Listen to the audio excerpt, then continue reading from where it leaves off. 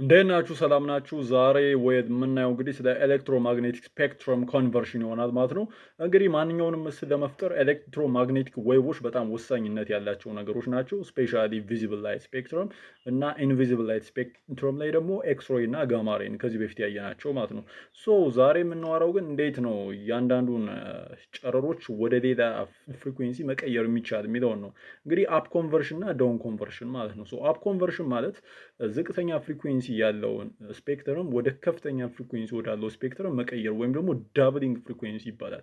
ያ ማለት ነው እንግዲህ የሚታየውን ላይት ወደ ኤክስሬይ ስንቀይረው ፍሪኩዌንሲውን ሞር ዳብል በማድረግ ነው ማለት ነው።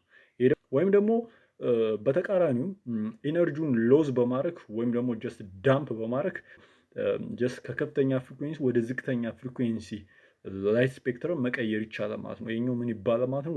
ዳውን ኮንቨርሽን ይባላል። እንደዚህ